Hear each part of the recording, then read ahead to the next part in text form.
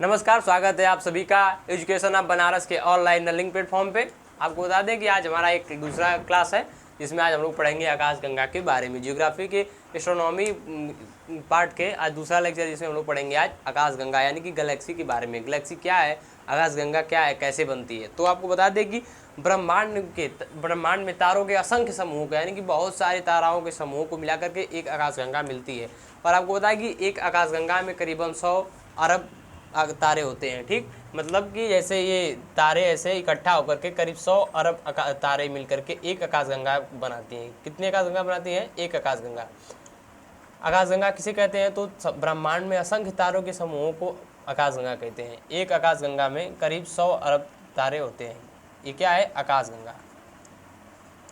आकाशगंगा यानी कि गैलेक्सी, इसे ही कहते हैं गैलेक्सी। ठीक, आकाशगंगा को ही कहते हैं गैलेक्सी। असंख्य तारों के समूह को हम लोग आकाशगंगा कहते हैं। ठीक, आकाशगंगा का आकार जो होता है वो स्पाइरल होता है, यानी कि स्प्रिंग आप देखे होंगे, स्प्रिंग पे एक के ऊपर एक जैसे इस तरह से तल्ली रहती है, उसी तरह से भी हमारे जो आकाशगंगा में तारे होते हैं वो एक के ऊपर इस तरह से बनाए रहते हैं, यानी कि स्पाइरल रहते हैं, एक के एक ऊपर रहते हैं। ठीक, स्पाइरल होते हैं जैसे जैसे तारे।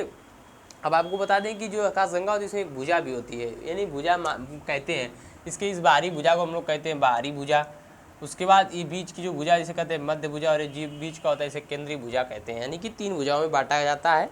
ठीक, तो आकाशगंगा जो ये केंद्रीय भाग है यानी कि बीच का जो भाग है इसे हम लोग बल्ज के नाम से जानते हैं। क्या कहते हैं इसे? बल्ज के नाम से। इसे क्या कहते हैं? बल्ज।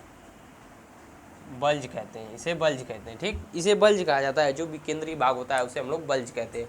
और आपको बता दें कि सबसे अधिक तारों की संख्या बल्ज में ही पाई जाती है। ठीक, पहले ये हम लोग जानेंगे कि आकाशगंगा में जो तारे होते हैं वो जो ये इनकी भुजाएं जो हम लोग माने वो कि उसका मतलब क्या है। तो आपको बता दें कि जो नए तारे होते हैं, जो नए नए तारे बनते हैं वो इसकी बाहरी भुजा पर पाए जाते हैं। कहाँ पाए जाते हैं? इसकी ये बाहरी भुजा पर पाए जाते हैं, यानी कि आकाशगंगा की बाहरी भुजा पर, सबसे बाहरी भुजा पर नए तारे यानी कि नए तारे पाए जाते हैं जो नए नए बने होते हैं। उसके बाद जैसे इनकी उम्र ढलती जाती है यानी कि आयु इनकी बढ़ती जाती है, बहुत अधिक उम्र के होते थे तो उस तरह से वह बीच में आना स्टार्ट कर देते हैं, वो बीच में आना स्टार्ट कर देते हैं। यानी जैसे कि यहाँ अगर है इसका उम्र बढ़ती जा रही है तो धीरे धीरे बीच में आना स्टार्ट कर देगा। अपनी उम्र की अपेक्षा वो धीरे धीरे बढ़ता रहेगा बीच में। अब जब आपको बता दें कि जब इसकी एकदम खत्म हो जाएगा, जब ब्लैक होल का रूप लेगा तो ये आ जाएगा बल्ज में, यानी कि ये खत्म हो जाएगा, बल्ज में ये चला जाएगा। ठीक, तो हम लोग ऐसे ये जानेंगे कि आकाशगंगा की बात। और आपको तब यहाँ से आपको लगा होगा, आप भी देखिएगा कि जो आकाशगंगा खत्म होगी तो वो बल्ज में आएगी। तो बल्ज में तभी आएगी जब वो ब्लैक होल बनेगा। तो सबसे अधिक ब्लैक होल बल्ज में पाए जाते हैं। कहाँ पाए जाते हैं? तो बल्ज में पाए जाते हैं। सबसे अधिक ब्लैक होल बल्ज में पाए जाते हैं। आकाशगंगा के बल्जी भाग में सबसे अधिक ब्लैक होल पाए जाते हैं। और जो ब्लैक होल होते हैं, आपको हम अगली क्लास में बताए थे कि ये लाल दानव और काला वामन और लाल वामन, श्वेत वामन को खींच लेते हैं अपनी तरफ। कुछ ऐसे तारे होते हैं जो यहाँ रहे होंगे, उनको खींच के, इनके पास चुंबकीय क्षमता सबसे अधिक होती है तो ये खींच लेते हैं, तो ये अपनी तरफ से खींच लेते हैं। आकाशगंगा का निर्माण जो हुआ है, जो ये आकाशगंगा का निर्माण हुआ है करीब आज से 12 बिलियन वर्ष पहले हुआ है। जब आपको हम पढ़ाए थे विस्फोटक सिद्धांत, बिग बैंग थ्योरी, उसी में आपको बता दें कि जब फटा तो ये 12 बिलियन वर्ष पहले ही बना थी। कितना? 12 बिलियन वर्ष पहले, 12 बिलियन वर्ष ये बनी थी। आपको बता दें कि 12 बिलियन वर्ष पहले आकाशगंगा बनी थी। ठीक, आकाशगंगा का निर्माण 12 बिलियन वर्ष पहले हुआ था। ठीक, एक तो ये चीज़ जान गए, इसमें 3 परतें होती हैं। जो नए बनते हैं वो बीच में होते हैं, जब वो सबसे बाहरी परत में होते हैं। जब वो उनकी आयु बढ़ती है, जब ज़्यादा उम्र के हो जाते हैं तो वो आ जाते हैं मध्य भाग में, यानी इसकी मध्य भुजा पर आते हैं। जो एकदम ब्लैक होल बन जाते हैं तो वो आ जाते हैं आपका बल्ज में। ठीक ना, बल्ज में आ जाते हैं। तो आकाशगंगा का निर्माण आप ये भी जानेंगे कि 12 बिलियन वर्ष पहले हुआ था। ठीक, अब आपको बता दें कि जो आकाशगंगा है, हमारी जो आकाशगंगा है, ये आकाशगंगा हमारी है, हमारी आकाशगंगा जैसे हम लोग जिसमें रहते हैं, हमारा सूर्य जिसमें रहता है, यानी कि तारों का समूह है। तो जो सौरमंडल है तो सूर्य के बगल में है। तो सूर्य जो हमारा है वह मंदाकिनी में रहता है, मंदाकिनी में, यानी मान लीजिए इसी यही हमारी आकाशगंगा थी। इसका नाम क्या है? मंदाकिनी। मंदाकिनी, मंदाकिनी क्या नाम है इसका? मंदाकिनी। ये आपको बता दें ये भी एक आकाशगंगा है। जब आपको हम बताए थे पहले कि जो हमारा बहुत प्रिय रहता है, बहुत खास रहता है, उसका हम एक अपने मन से नाम रख देते हैं। तो इस तरह से हमने तारों में सूर्य का नाम रखा था, और उसके बाद सबसे नज़दीकी तारा सूर्य था तो हमने सूर्य लिख दिया। तारा जो था हमारा उसे सूर्य था तो उसका हम लोग नाम रखे थे सूर्य। अब उसके बाद दूसरा जो सबसे नज़दीकी तारा था वो था प्रोक्सिमा सेंचुरी, हमने उसका नाम रखा कि दूसरा जो तारा था उसका नाम हम लोग दिया प्रोक्सिमा सेंचुरी। वैसे ही जो हमारी आकाशगंगा खुद की आकाशगंगा है उसका हम लोग नाम रखें मंदाकिनी। इसे और भी नामों से जाना जाता है, यानी कि इसको इंग्लिश में मिल्की वे कहते हैं। क्या कहते हैं? मिल्की वे, इसे कहते हैं मिल्की वे। अब आपको बता दें कि इसे इंग्लिश में तो कहते हैं मिल्की वे, लेकिन हमारे भी हिंदी के लोग कम नहीं है, उसे फिर इसे भी ट्रांसफ़र किए। अब मिल्की वे को ट्रांसफ़र करके लिख दें, इसे कहते हैं एक और नाम से जानते हैं, दुग्ध मेखला। मिल्क माने होता है दूध, तो ये लिखते हैं दुग्ध मेखला, दुग्ध मेखला, दुग्ध मेखला। इसे एक और नाम दे दिए, कौन सा? दुग्ध मेखला। एक तो था उसका मंदाकिनी नाम पहले से रखा गया था, उसके बाद इसे इंग्लिश में कहा गया मिल्की वे। अब मिल्की वे जब हुआ तो फिर इसे ट्रांसफर करके हिंदी में क्या गया, एक और नाम दिया गया, क्या क्या? दुग्ध मेखला। क्या कहते हैं? दुग्ध मेखला। अब आपको बता दें कि जो हमारा सूर्य है वो अभी नया बना है, अब अभी तो वो बहुत उम्र उसकी नहीं हुई है, तो वो इस हमारी आकाशगंगा के ये यहाँ पर है। कहाँ पर है? यहाँ पे एकदम बाहरी परत पर। हमारा जो सूर्य है वो हमारी आकाशगंगा के बाहरी परत पर पाया जाता है, बाहरी परत पे रहता है हमारा सूर्य। तो आपको बता दें कि जो हमारा सूर्य अगर यहाँ है तो सूर्य हमसे सबसे नज़दीकी तारा तो सूर्य है, लेकिन हमसे भी हमारे सूर्य के बाद भी कोई एक नज़दीकी और तारा जिसका नाम हम लोग कहते हैं प्रॉक्सिमा सेंचुरी। क्या कहते हैं? Proxima Centauri. वो यहाँ कहीं होगा, मतलब अपेक्षा करते हैं कि यहाँ होगा, यानी कि यहाँ प्रॉक्सिमा सेंचुरी होगा। तो जो प्रॉक्सिमा सेंचुरी है वो जो यहाँ है वो उसे जो हमसे नज़दीक है, यानी कि हमारे सूर्य के बाद दूसरा सबसे निकटतम तारा को हम लोग क्या कहते हैं? Proxima Centauri. किस नाम से जानते हैं? Proxima Centauri. तो आपको बता दें कि हॉर्सल नामक वैज्ञानिक थे, जो हॉर्सल नामक वैज्ञानिक थे, जो कि 1805 में एक हॉर्सल, उनका नाम था हॉर्सल। हॉर्सल नामक एक वैज्ञानिक थे जो कि 1805 ईस्वी में, कब? 1805 ईस्वी में, 1805 ईस्वी में, 1805 ईस्वी में ये बताया उन्होंने, ये बताया 1805 ईस्वी में उन्होंने ये बताया कि जो ये सूर्य, पृथ्वी एवं अन्य जो ग्रह हैं यह एक आकाशगंगा का मात्र अंग है, यानी कि एक अंश है, इसका एक अंश है। अब जैसे ये सूर्य है, इसी के आगे सौरमंडल होगा इधर ही, तो ये सौरमंडल में ही सारे ग्रह, सारे उपग्रह होंगे, तो ये एक मात्र आकाशगंगा का अंग है, न कि पूरी आकाशगंगा है। तो इन्होंने बताया था 1805 ईस्वी में। किसने बताया? हॉर्सल ने बताया। किसने? हॉर्सल ने, हॉर्सल ने बताया। हॉर्सल नामक वैज्ञानिक, उनका नाम क्या था? हॉर्सल। हॉर्सल नामक वैज्ञानिक ने यह बताया कि ये जो हमारी आकाशगंगा है वो आकाशगंगा में जो हमारा सूर्य और हमारा ग्रह और हमारे सौरमंडल जो है, मतलब एक तरह से पृथ्वी और अन्य ग्रह जो हैं और उपग्रह हैं, ये सब हमारी आकाशगंगा का मात्र एक अंश है, मतलब कि एक भाग है केवल। जबकि आकाशगंगा में ऐसे ऐसे बहुत सारे ग्रह हैं, 100 अरब आपके तारे हैं, और इसमें हमारा एक सूर्य, और सूर्य हमारे कहते हैं सौरमंडल का मुखिया होता है। उसी तरह ऐसे ऐसे बहुत सारे तारे इस आकाशगंगा में, करीब 100 अरब, लगभग आपको बता दें, लगभग नहीं, ये है कि एक आकाशगंगा में 100 अरब तारे पाए जाते हैं, ठीक ना। और पूरे ब्रह्मांड में 100 अरब इंटू 100 अरब तारे पाए जाते हैं, यानी कि 100 अरब आकाशगंगाएँ पाई जाती हैं, ठीक। तो ये तो हमारा बात हुई कि हमारी मंदाकिनी, ये हमारी मंदाकिनी थी। अब ये जो सूर्य है, अब आपको बता दें कि हर चीज़ घूम रही है, हर चीज़ घूम रही है, मतलब हर चीज़ चल रही है, इसलिए ये आकाशगंगा खुद घूम रही है। जो हमारी आकाशगंगा है वो स्वयं घूम रही है, तो हमारा सूर्य भी चक्कर लगाता है, हमारा सूर्य भी घूमता है। जो हमारा सूर्य घूमता है वो बता दें कि एंटी क्लॉकवाइज भी घूमता है। कैसे घूमता है? Anti clockwise. एंटी क्लॉकवाइज का मतलब समझते हैं? घड़ी की दिशा क्या होती है? इस तरह से होती है, इस तरह से चलती है। जब ये इस तरह से चलती है तो ये क्लॉकवाइज होती है। जब एंटी क्लॉक यानी इस तरह से चलती है, तो ये इस साइड से इधर के लिए घूमता है, इधर के लिए घूमता है। और आपको बता दें कि हमारा जो सूर्य है वो इस हमारी अपनी मंदाकिनी की एक चक्कर, यानी एक चक्कर लगाने में उसे 25 करोड़ वर्ष लगता है। कितना वर्ष लगता है? 25 करोड़ वर्ष। कितना वर्ष लगता है? 25 करोड़ वर्ष। 25 करोड़ वर्ष। कितना समय लगता है? 25 करोड़ वर्ष का समय लगता है, जिसे हम लोग कहते हैं सौरमंडल वर्ष। अरे सॉरी, ये जो ये जाता है तो ये 25 करोड़ वर्ष साल में ये पूरा करता है एक चक्कर। किसका? हमारी स्वयं मंदाकिनी का, हमारी मंदाकिनी का सूर्य हमारा एक चक्कर जो कि 25 करोड़ वर्ष में लगाता है, ठीक, 25 करोड़ वर्ष में लगाता है, जिसे हम लोग एक और नाम से जानते हैं, जिसे हम लोग कहते हैं ब्रह्मांड वर्ष। क्या कहते हैं? ब्रह्मांड वर्ष। इसे ब्रह्मांड वर्ष भी कहते हैं। किस नाम से जानते हैं? ब्रह्मांड वर्ष।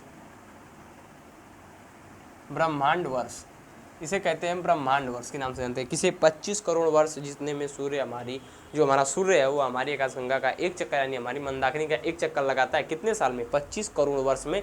वह एंटी क्लॉकवाइज यानी कि इस तरह से लगाता है, न कि इस तरह से लगाता है।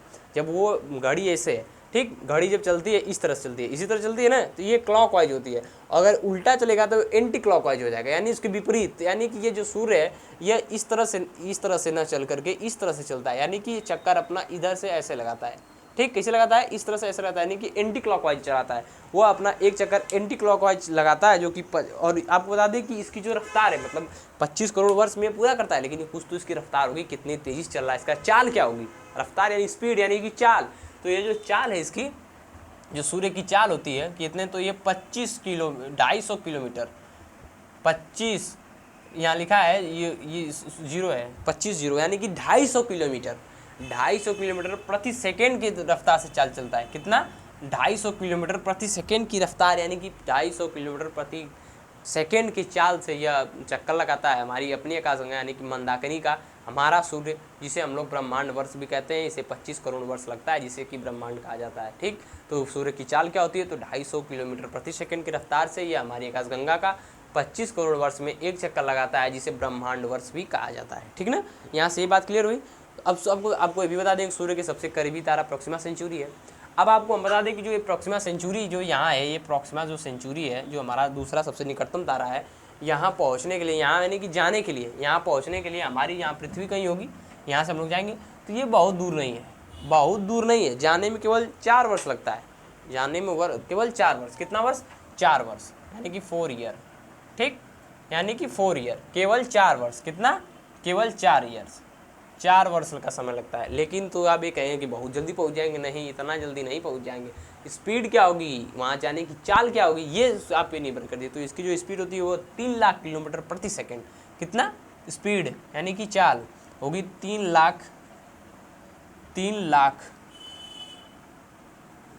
प्रति सेकेंड, 3 लाख किलोमीटर प्रति सेकेंड की रफ्तार से अगर आप चलेंगे, 3 लाख किलोमीटर प्रति सेकेंड की रफ्तार से अगर आप जाएंगे तो 4 वर्ष लगेगा। आप सोच लो कि कितना समय लगेगा जाने में। और वैसे भी हम बता दें तो प्रॉक्सिमा सेंचुरी एक तारा है, तारा पे जाना मत। क्यों, क्योंकि तारा पे इसलिए मत जाना क्योंकि तारा प्लाज्मा अवस्था में है। प्लाज्मा अवस्था में आप वहाँ तो रह नहीं सकते। अब गाना बनता है कि आओ ले चले तुम्हें तारों के शहर में। अब तारों के शहर में जाने लायक है नहीं भाई। क्यों, क्योंकि वहाँ प्लाज्मा है, वहाँ जाओगे तो जल जाओगे। तो तारों के शहर में छोड़ो और यहीं धरती पे पढ़ाई करो अच्छे से। ठीक ना, हाँ। तो यहाँ से हम लोग ये देखेंगे कि कितना रफ्तार से आता है। अप्रॉक्सिमेट सेंचुरी में पहुँचने के लिए 4 वर्ष का समय लगेगा, लेकिन उसकी स्पीड यानी उसकी चाल क्या होगी, तो 3 लाख किलोमीटर प्रति सेकेंड। लेकिन वही सूर्य जो हमारा है वो पूरे हमारे मंदाकिनी का एक चक्कर लगाता है कितने समय में, तो 250 करोड़ वर्ष में, जबकि उसकी स्पीड होती है 250 किलोमीटर प्रति सेकंड। तब भी वो 25 करोड़ वर्ष में पूरा करता है। कितने, 25 करोड़ वर्ष में वह एक चक्कर पूरा करता है। लिखा है ना 25 करोड़ वर्ष, 25 करोड़ वर्ष में वह एक चक्कर लगाता है अपनी हमारी मंदाकिनी यानी हमारी आकाशगंगा जिसका नाम है मंदाकिनी, उसका कितने समय में, 25 करोड़ वर्ष में, 25 करोड़ वर्ष में पूरा करता है। उसकी चाल होती है 250 किलोमीटर प्रति सेकेंड। कितना, 250 किलोमीटर प्रति सेकेंड की रफ्तार से वो हमारा चक्कर लगाता है। ठीक, अब आपको यहाँ से कुछ रिवीजन देख लीजिए क्या हम लोग पढ़ें। तो हमारी आकाशगंगा क्या है, कैसे है, ये तो हम लोग देख लिए कि हमारी आकाशगंगा का नाम क्या है, मंदाकिनी। हमारी भी आकाशगंगा स्पाइरल, यानी स्पाइरल का मतलब समझ रहे हैं, स्पाइरल यानी एक के ऊपर एक। आपको बता दिए जैसे स्प्रिंग आप देखेंगे, स्प्रिंग तो स्प्रिंग होती है ऐसे, एक स्प्रिंग है तो इसमें ऐसे देखेंगे तो ऐसे ऐसे ऐसे होता है ना, एक के ऊपर एक के ऊपर। तब ये नहीं है कि तरवा एक पे एक गजा है, मतलब तारा एक यहाँ तारा तो एक यहाँ तारा, फिर यहाँ होगा, फिर यहाँ होगा, फिर इसके ऊपर होगा, फिर ऐसे करके, मतलब एक के ऊपर एक, बीच में थोड़ा गैप हो सकता है, थोड़ा गैप होगा लेकिन होगा। ठीक ना, तो आप हम लोग यहाँ से ये देख लिए। अब इसे आकाशगंगा किसे कहते हैं, 12 मिलियन वर्ष में आपको यह पहले बनी थी आकाशगंगा हमारी, इसका नाम है मंदाकिनी। इसे इंग्लिश में कहते हैं मिल्की वे, प्लस हिंदी में कहते हैं एक और नाम से दुग्ध मेखला। उसके बाद हम लोग देखें कि आकाशगंगा है क्या, आकाशगंगा किसे कहते हैं हम लोग जानी गए। अब आकाशगंगा में जो हमारा सूर्य है वो कोने में है, बाहरी परत में है, क्योंकि अभी नया है, जो भी धीरे धीरे इसकी अवस्था कम होगी तो मध्य परत में जाएगा, फिर जब ये ब्लैक होल बनेगा तो बल्ज में चला जाएगा। जैसे केंद्रीय भाग है, जो केंद्रीय भाग आकाशगंगा केंद्रीय भाग को क्या कहते हैं, बल्ज कहा जाता है। ठीक, और आपको एक हॉर्सल वैज्ञानिक थे जिन्होंने 1805 ईस्वी में यह सिद्ध किया कि जो हमारा सूर्य है, हमारा जो पृथ्वी है, हमारे जो ग्रह और अन्य जो हमारे ग्रह हैं सब वो सब एकमात्र आकाशगंगा के भाग हैं, न कि इससे बड़ी आकाशगंगा है। उसके बाद सूर्य हमारा चक्कर लगाता है हमारी आकाशगंगा का, जो कि 25 करोड़ वर्ष में एक चक्कर पूरा करता है। इसे ब्रह्मांड वर्ष कहा जाता है। इसकी रफ्तार होती है, आपको बता दें कि 250 किलोमीटर प्रति सेकंड की रफ्तार से। वही अप्रॉक्सिमेट सेंचुरी भी जाने के लिए 3 लाख किलोमीटर प्रति सेकंड की रफ्तार से हम लोग जाते हैं। ठीक, यहाँ तक क्लियर, यहाँ तक क्लियर हो गया। हाँ, उसके बाद अगर आपको कोई दिक्कत हो, कोई परेशानी हो, कोई पूछना हो तो कमेंट बॉक्स पे जरूर हमसे पूछिएगा, हम आपको बताएंगे। और आपको एक चीज़ और बता दें कि यहाँ से आपको जो भी PDF चाहिए आप हमारे डिस्क्रिप्शन बॉक्स में जाइए, वहाँ हमारे टेलीग्राम चैनल का लिंक दिया है, आप वहाँ से हमें ज्वाइन करिए, वहाँ से आपको PDF मिलेगी। हर एक क्लासेस की PDF आपको वहाँ से मिलेंगी पूरा। ठीक, अब हम लोग आगे चलते हैं। यहाँ थोड़ा घनिष्ठ होगा, आपको देखने में दिक्कत होगी, लेकिन हम आपको बता दिए उसे आप उस तरह से आप देख लीजिएगा। ठीक ना, अब आपको बता दें कि जो हमारा ये आकाशगंगा है उसमें एक जगह है जिसका नाम है ओरियन नेबुला। जो हमारा आकाशगंगा है इसके इधर ही कहीं घूमते रहता है, वो उसे कहते हैं ओरियन नेबुला। क्या कहते हैं? Orion nebula. इसे क्या कहते हैं? Orion nebula. Orion nebula. Orion nebula. Orion nebula. Orion nebula कहा जाता है जिसे ओरियन। तो क्या है? Orion nebula. तो हम लोग देख लिए सबसे चमकीला जो मतलब कि सबसे चमकीला क्षेत्र जिसे कहा जाता है वो ओरियन नेबुला है। हमारी आकाशगंगा ये जो भाग है, मान लीजिए यहीं यहीं घूमते रहता है, वो भी चक्कर लगाता है, वही उसे कहते हैं ओरियन नेबुला। ओरियन नेबुला एक जगह है जहाँ आपको ये क्वेश्चन पूछ सकता है कि हमारी आकाशगंगा का सबसे शीतल तथा या तो शीतल दे दे या तो सबसे चमकीला, तो दोनों है। सबसे शीतल तथा सबसे चमकीला जो हमारा है जगह जिसे हम लोग कहते हैं ओरियन नेबुला नामक सबसे शीतल तथा सबसे चमकीला होता है। यह क्या ये जो है ये सबसे शीतल स्थान है किसका? हमारी आकाशगंगा का सबसे शीतल तथा सबसे चमकीला स्थान ओरियन नेबुला है। ठीक ना? यहाँ से क्लियर हुआ कि ओरियन नेबुला जो है वो सबसे शीतल तथा सबसे ठंडा हमारा स्थान है। उसके बाद हम लोग अब देखेंगे, अब आपको कुछ ऐसे बता दें जैसे जो नए तारे बनते हैं वह जैसे कि सूर्य वो हमारी आकाशगंगा के बाहरी भुजा पर होते हैं। उसके बाद जब वो तारे की लाल दानों की अवस्था में जाते हैं यानी कि उनकी अवस्था कम होती जाती है तो वो मध्य भुजा पर चले जाते हैं। ठीक, हाँ, जब वो लाल दानों बनते हैं तो उनकी ईंधन खत्म होने लगता है तो वही मध्य भाग में जाते हैं। हम आपको बता दें कम, तो वो मध्य भाग में चले गए। उसके बाद आपको बता दें जब वो एकदम खत्म ब्लैक होल बनते हैं तो कहाँ जाते हैं? बल्ज में, यानी कि उसके केंद्र में। केंद्र को क्या कहते हैं? बल्ज। ठीक, तीन चीज़ हो गया। इसके हमें मंदाकिनी के केंद्रीय भाग को क्या कहते हैं? बल्ज। बल्ज में सबसे अधिक क्या पाए जाएंगे? Black hole. क्यों? क्योंकि ब्लैक होल इसलिए पाए जाएंगे क्योंकि सब खत्म होंगे, ब्लैक होल बनेंगे, ब्लैक होल वाई बन करेंगे बल्जवा में। बस अब कॉन्सेप्ट एकदम क्लियर कर दीजिए। बल्ज में ब्लैक होल पाए जाते हैं, जो बल्ज होता है उसमें सबसे अधिक ब्लैक होल पाए जाते हैं। और ब्लैक होल जो है कि वह श्वेत वामन तथा काला वामन को खींचते हैं। वो तो आपको सच्चाई तो काला वामन को खींचते तो आपको ये बता दें कि आपसे उसी दिन बताते कि जो हमारे ताराओं का अंत होता है वो लास्ट में चल के ब्लैक होल के रूप में ही होता है। क्या होता है? ब्लैक होल के रूप में ही खत्म होते हैं। खत्म होते कि नहीं होते? हाँ, तो हॉर्सेल हो गया। अब आपको हम बता दें कि कुछ और चीज़ जैसे मंदाकिनी सर्वप्रथम जो आपको सर्वप्रथम जो हमारी मंदाकिनी है, इसे जो हमारी मंदाकिनी है वैसे ये हमारी आकाशगंगा, इसे कौन सबसे पहले देखा था? सबसे पहले कौन देखा था? कोई इसे देखा होगा, कोई वैसा बयान जो अपना दूरबीन वगैरह लगा के देखा हो। तो हमारी मंदाकिनी को सबसे पहले गैलीलियो ने देखा था। किसने? गैलीलियो ने देखा। किसने था? गैलीलियो ने। मंदाकिनी को सबसे पहले देखा कौन था? गैलीलियो। गैलीलियो गैलीलियो ने। किसने देखा था? गैलीलियो ने। अब आपको बता दें, आप सोचेंगे कैसे खींच खाच रहे हैं सब, तो आप उसे थोड़ा समझिए। आपको अभी यहाँ अच्छे से घनिष्ठ है थोड़ा, लेकिन आपको ये अच्छे से PDF फॉर्म में अच्छे से मिला के हमारी बात सुनिए, उसे आप याद करिए। आपको यहीं याद करना पड़ेगा, लिखने की जरूरत है कुछ नहीं, कॉपी पेन कोई जरूरत नहीं, बस केवल आप अच्छे से हमारी बातों को अच्छे से सुनिए और ये ध्यान लगाइए क्या हम बोल रहे हैं, कैसे बोल रहे हैं, आप याद करने की कोशिश करिए। अगर आपको नोट्स चाहिए बनाने के लिए हमारे PDF में जाएगा, आपको अच्छे से वहाँ से मिलेंगे। ठीक ना? तो आपको बता दें कि हमारी मंदाकिनी को यानी हमारी आकाशगंगा को सबसे पहले किसने देखा? तो गैलीलियो ने देखा। अच्छा, हॉर्सेल ने कब ये बताया, किस सन में बताया था कि हमारे जो सूर्य है और हमारा जो ग्रह है वो सब एक हमारी आकाशगंगा का मात्र एक भाग है? 1805 में। ठीक, अब हम लोग यहाँ से देखेंगे हमारी भी जैसे हमारी नज़दीक यहाँ अब ऐसी आकाशगंगा बहुत नो है, तो एक आध दो और भी आकाशगंगा होंगी जो हमसे नज़दीक होंगी, उन सबके बारे में थोड़ा तो बहुत जान लें। हाँ, तो हम लोग वो देखेंगे कि सबसे नज़दीकी भाग क्या होता है और सबसे नज़दीकी हमारी आकाशगंगा कौन सी, उनके बारे में कुछ जानेंगे। ठीक, तो अब यहाँ से हम लोग देखते हैं। ठीक, तब हम लोग देखेंगे कि आकाशगंगा के हमारी अपनी तो आकाशगंगा देख लें। अब हम लोग मतलब कि हमारी ब्रह्मांड में तो बहुत सारी आकाशगंगाएँ हैं, बहुत सारी आकाशगंगाएँ हैं। जैसे कि आपको बता दें कि 100 अरब आकाशगंगाएँ हैं, तो हम लोग तो पहले अपनी आकाशगंगा देख लिए, अब अन्य भी आकाशगंगा के बारे में थोड़ा बहुत जान लेंगे। ठीक, तो देखिए आकाशगंगा, हमारी आकाशगंगा क्या नाम बताए थे? मंदाकिनी। मंदाकिनी मंदाकिनी मंदाकिनी इसे इंग्लिश में कहते हैं मिल्की वे। मिल्की वे। अब दुग्ध मेखला नहीं लिख रहे हैं आप लोग, एक बार बता दिए आप लोग, इसे याद रखिएगा, PDF में मिल जाएगा दोनों नाम। ठीक, दुग्ध मेखला। तो आप हमको अपनी आकाशगंगा के बारे में जान गए। तो ऐसी ऐसी बहुत सारी आकाशगंगाएँ पूरे ब्रह्मांड में यानी कि पूरे यूनिवर्स में। अब यहाँ आपको केवल 6 आकाशगंगाएँ दिखाई दे रही, लेकिन ऐसी 100 अरब आकाशगंगाएँ हमारे पूरे यूनिवर्स में हैं। ठीक ना? तो हम लोग अपनी आकाशगंगा मंदाकिनी के बारे में कुछ नाम डाल लिए। तो जो ऐसे हमारे नज़दीक, कोई आपको हम पहले बताया था कि जो हमारे सबसे नज़दीक होता है यानी कि हम से सबसे ज़्यादा नज़दीक जो होता है, हम उसका अपना कुछ अलग नाम रखते हैं। तो ये जो आकाशगंगा थी इसके बिना हम लोग ने जो हमसे सबसे नज़दीकी आकाशगंगा है उसका नाम हम लोग रखें देवयानी। क्या रखें? देवयानी। क्या नाम रखें? देवयानी। जो हमारी सबसे नज़दीकी आकाशगंगा है उसका नाम हम रखते हैं देवयानी, यानी कि इसे इंग्लिश में कहते हैं एंड्रोमेडा। क्या कहते हैं? एंड्रोमेडा। एंड्रोमेडा क्या कहते हैं? एंड्रोमेडा, ठीक ना? एंड्रोमेडा, एंड्रोमेडा इसे इंग्लिश में कहते हैं एंड्रोमेडा, ठीक। जो हमारी जो पहली हमसे सबसे नज़दीकी जो आकाशगंगा है उसको हम लोग कहते हैं एंड्रोमेडा। अब आपको बता दें कि इसके बाद फिर एक ऐसी आकाशगंगा है जो हमसे और उसके बाद हमसे नज़दीक, यानी कि दूसरी हमसे सबसे नज़दीकी आकाशगंगा का हम लोग भी एक नाम रखें कि उसका नाम है NGC। क्या लिखें इसका? जैसे ये है सबसे नज़दीक, पहले तो सबसे नज़दीक ये है, उसके बाद ये, इसका नाम है NGCM33।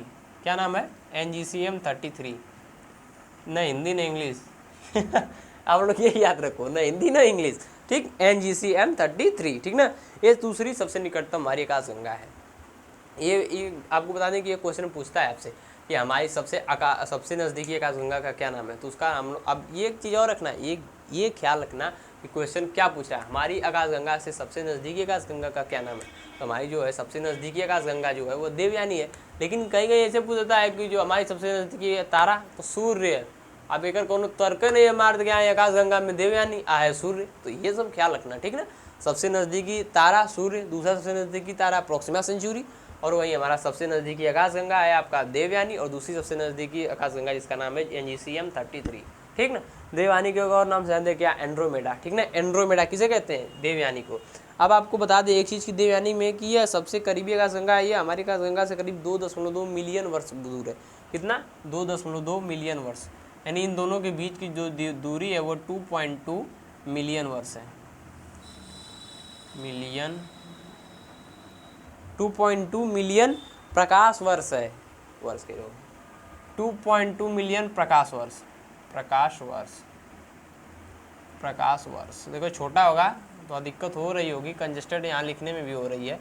आपको PDF में ऐसा समझ आएगा, केवल हमारी बातों पर ध्यान दीजिए। 2.2 मिलियन प्रकाश वर्ष दूर है। कौन? जो सबसे नज़दीक है वो है 2.2 मिलियन प्रकाश वर्ष दूर। तो जो दूसरी ने होगी सबसे दूर, वो कितना दूर होगी समझ लो। तो ये जो ब्रह्मांड है तो क्या हो रहा है? विस्तारित हो रहा है, नहीं कि फैल रहा है। आपको पहले बता दिए हैं।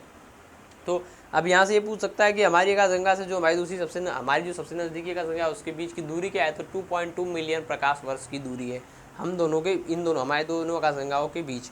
और जो ये जो है इसका नाम NGCM33 है, ये और मंदाकिनी और देवयानी, यानी कि ये तीनों मिला करके, ये इस तरह से तीनों मिला करके एक सुपर क्लस्टर का निर्माण करती हैं। किसका? सुपर क्लस्टर, ठीक। ये निर्माण नहीं करती। आपको बता दें कि 3 आकाशगंगाओं के समूहों को सुपर क्लस्टर कहा जाता है। क्या कहा जाता है? Super cluster. यानी इन तीनों को मिला देंगे तो क्या हो जाएगा? सुपर क्लस्टर, ठीक।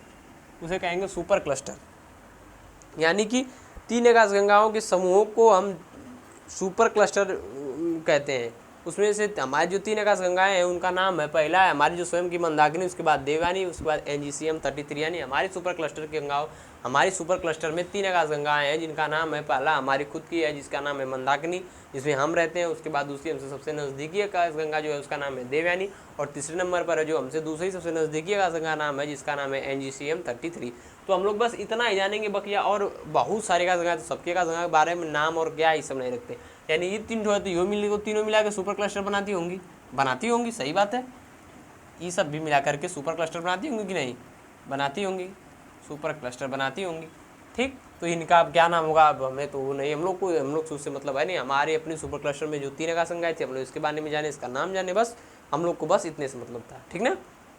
तो हमारी जो स्वयं की हमारी जो है मंदाकिनी हमसे सबसे नज़दीकी है देवयानी को यानी कि एंड्रोमेडा कहते हैं। उसके बाद दूसरी सबसे नज़दीकी जो है NGCM33, ठीक। और हमारे सुपर क्लस्टर किसे कहते हैं? तो जो हमारे सुपर क्लस्टर में हमारी 3 आकाशगंगाओं का नाम है, पहला हमारी खुद की मंदाकिनी, दूसरा देवयानी, तीसरा NGCM33, ठीक ना। हम लोग ये जाने। उसके बाद अब हम लोग देखेंगे, अब तो यहाँ तक खत्म हो गया। अब आपको बता दें कि जो अब यहाँ तक तो सब खत्म, लेकिन अब अपनी आकाशगंगा के आंतरिक भाग को पढ़ेंगे, यानी कि हमारी जो ये आकाशगंगा है इसके अंदर चलेंगे।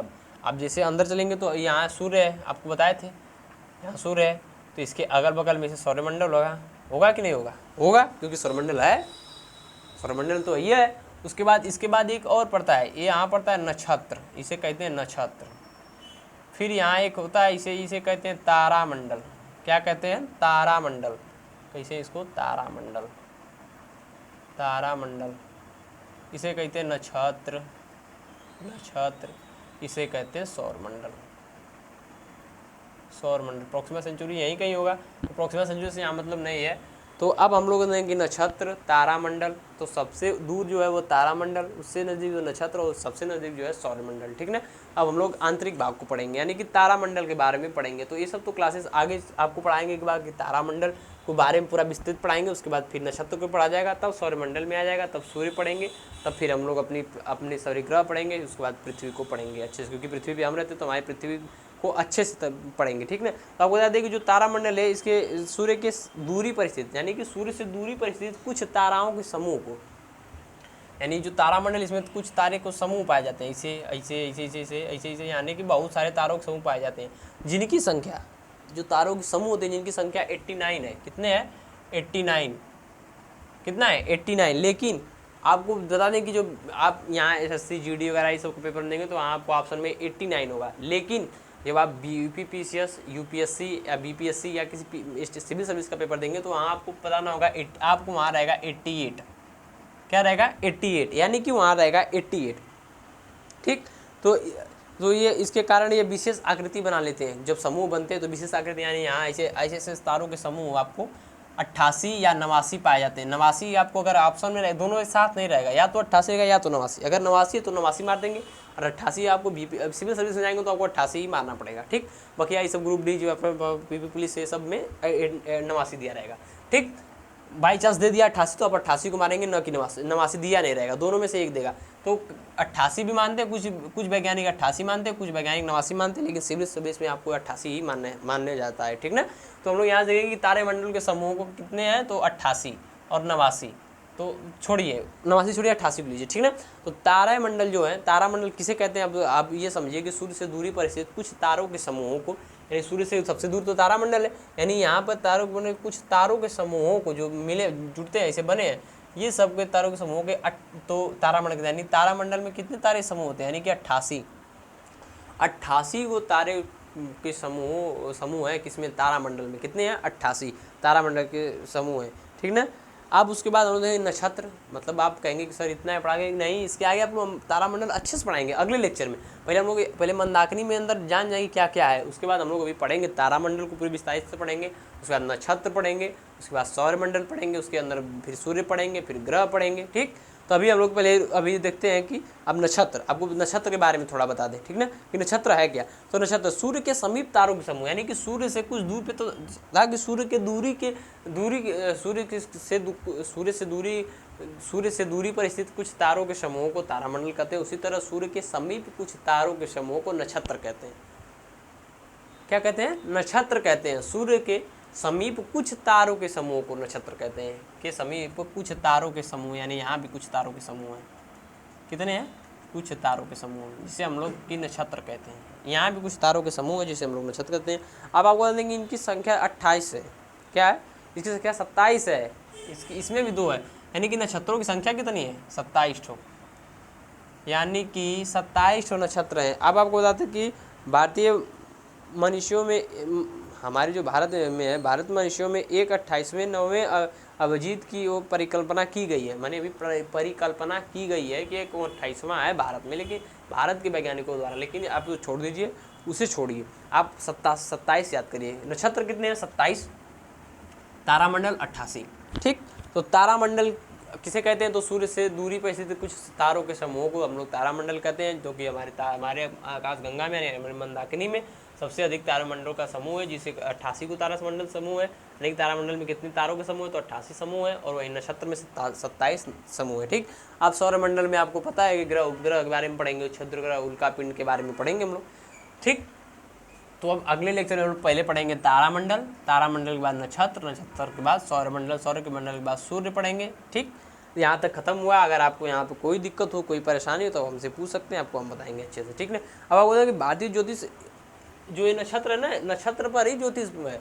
आप 27 तो खाली पढ़ लेंगे, 27 नक्षत्र के बारे में, तो आप ज्योतिष हो जाएंगे। सोचो, ज्योतिष जो है ये केवल 27 नक्षत्रों पर निर्भर है। बस इसी 27 नक्षत्र के बारे में आप पढ़ लेंगे, तो आप ज्योतिष कहलाएंगे, बहुत बड़े ज्योतिष के ज्ञाता बन जाएंगे, बस इतना ही है। अब आपको बता दें कि अब यहाँ तक खत्म हुआ। अब आपको कुछ रिवीजन देख लेते हैं जो हम लोग पढ़े, कि जो आपको बता दें जैसे कि मतलब कि सूर्य जो है वो हमारी मंदाकिनी के बाहरी परत पर स्थित है। इस समय वह एंटी क्लॉकवाइज घूमता है। वह 25 करोड़ वर्ष में वह हमारी आकाशगंगा का एक चक्कर लगाता है, जो कि 250 किलोमीटर प्रति सेकंड की रफ्तार से लगाता है। ठीक, उसके जिसे हम लोग, और जो 25 करोड़ वर्ष में वह एक चक्कर लगाता है, कौन, सूर्य हमारी आकाशगंगा का, उसे हम लोग ब्रह्मांड वर्ष भी कहते हैं। ठीक ना। और सूर्य से सबसे नज़दीकी तारा जो प्रॉक्सिमा सेंचुरी है, जहाँ हमें पहुँचने में 4 वर्ष लगता है, लेकिन हमारी जो चाल होती है वो होती है 3 लाख किलोमीटर प्रति सेकंड। ठीक ना। उसके बाद अब हम लोग और कुछ देख लें, जैसे कि आपको बता दें कि जो नए तारे होते हैं वो हमारी बाहरी परत पर पाए जाते हैं। उसका जो लाल दानों का रूप लेते हैं, यानी कि कुछ उनकी ऊर्जा खत्म होती है, आयु बढ़ जाती है, तो हमारे मध्य भाग पर पाए जाते हैं। और जो तारे एकदम खत्म हो जाते हैं, यानी कि लाल दानों बन जाते हैं, अरे ब्लैक होल बन जाते हैं, और जो एकदम खत्म होने लगते हैं, खत्म हो जाते हैं, वो हमारे केंद्रीय भाग पर पाए जाते हैं। कि कहाँ, आकाशगंगा के केंद्रीय भाग पर पाए जाते हैं, जिसे हम लोग बल्ज कहते हैं। तो बल्ज में सबसे अधिक ब्लैक होल की मात्रा होती है। ठीक ना। सबसे अधिक ब्लैक होल कहाँ पाए जाते हैं, तो बल्ज में पाए जाते हैं। उसके बाद हमारी जो आकाशगंगा होती है, यानी मंदाकिनी को ले लें, तो वो स्पाइरल यानी कि सर्पिलाकार है। और हमारी मंदाकिनी का सबसे शीतल तथा सबसे चमकीला क्षेत्र और ये नेबुला है। और हमारा अपना सूर्य जिसमें हम लोग रहते हैं, हमारी आकाशगंगा का नाम मंदाकिनी है, जिसे इंग्लिश में मिल्की वे कहते हैं, तथा इंग्लिश में मिल्की वे होने के कारण उसका एक और नाम पड़ा, जिसे कहते हैं दुग्ध मेखला। ठीक। अब आपको बता दें कि अब हमारी जो आकाशगंगा है, वो अब हमारी आकाशगंगा जो ब्लैक होल पाए जाते हैं, सबसे अधिक बल्ज में पाए जाते हैं। ठीक ना। आकाशगंगा का निर्माण आज से करीब 12 बिलियन वर्ष पहले हुआ था। कितना वर्ष पहले? 12 बिलियन वर्ष पहले हुआ था। अब आपको बता दें कि हॉर्सेल वैज्ञानिक थे, जिन्होंने 1805 ईस्वी में बताया कि पृथ्वी और सूर्य तथा अन्य ग्रह भी हमारी आकाशगंगा का मात्र एक अंश है। ठीक ना। उसके बाद आप बोल रहे कि 3 आकाशगंगाओं को मिलाकर एक सुपर क्लस्टर बनता है। हमारी आकाशगंगाओं का नाम मंदाकिनी है। हमारे सुपर क्लस्टर में 3 आकाशगंगाएं हैं, जिसका नाम है, पहले हमारी जो है उसका नाम है मंदाकिनी, दूसरा जो उसका नाम है देवयानी, तीसरी जो उसका नाम है NGC M33। ठीक। हमसे सबसे नज़दीकी आकाशगंगा का नाम है मंदाकिनी, अरे देवयानी है, और दूसरी सबसे नज़दीकी आकाशगंगा का नाम है NGC M33। ठीक। आज का क्लास हमारा यहीं समाप्त होता है। अब हम लोग मिलेंगे आपसे अगले लेक्चर में। अगर हमारी वीडियो अच्छी लगी हो तो प्लीज़ चैनल को सब्सक्राइब करिए, लाइक करिए, ज़्यादा से ज़्यादा शेयर करिए। धन्यवाद।